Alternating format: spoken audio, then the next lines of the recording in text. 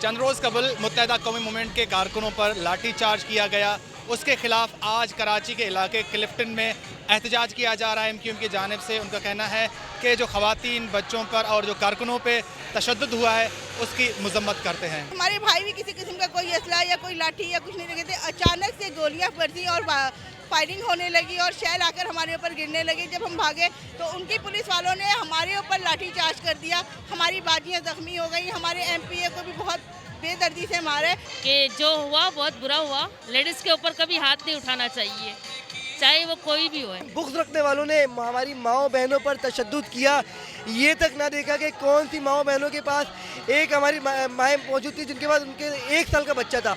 उस बच्चे की हालत इतनी तशवीशनाक हो गई थी कि बस वो बच गया, अल्लाह का शुक्र है कि वो बच गया, वरना उसकी हालत बहुत ख़राब हो गई थी। तो माओ बहनों पर जो तशद्दुद हुआ उसी के ख़िलाफ़ आज हमारे कराची शहर की माएँ बहनें 3 दरबार में मौजूद हुई, अपना एहतजाज रिकॉर्ड करवाया कि और ये बतलाया कि तुम्हारे जुल्म के ये ज़ाब्ते हम नहीं मानते। हमारे मीरपुर में एक साथी शहीद किए गए, फिर कराची में हमारे जो 2 दिन पहले साथी असलम भाई शहीद हुए, उनके लिए एहतजाज। फिर हमारी ख़वातीन, हम भी थे उसमें, मैं खुद आगे लाइन में थी, और आंसू गैस के आज तक असरात हैं, तो उसके लिए हम एहतजाज आवाज़ बुलंद करने आए कि कोई भी देखे, कोई भी मज़हब हो, कोई भी मसला को, सब में ख़वातीन का एहतराम जो है वो फ़ौक़ियत रखता है। पुलिस जो गुंडागर्दी दिखा रही है सिंध हुकूमत की, आपके सामने ही खुले आम है ये तो गुंडागर्दी।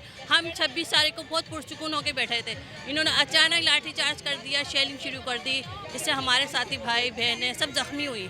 आज कराची के क्लिफ्टन के इलाके 3 तलवार पे यहाँ पे मुत्तहिदा कौमी मूवमेंट ने एहतजाज रिकॉर्ड करवाया है कि जो बल्दियाती एक्ट है उसको वापस लिया जाए और जो ख़वातीन पर और कारकुनों पर जो तशद्दुद किया गया उनके खिलाफ एहतजाज किया गया है।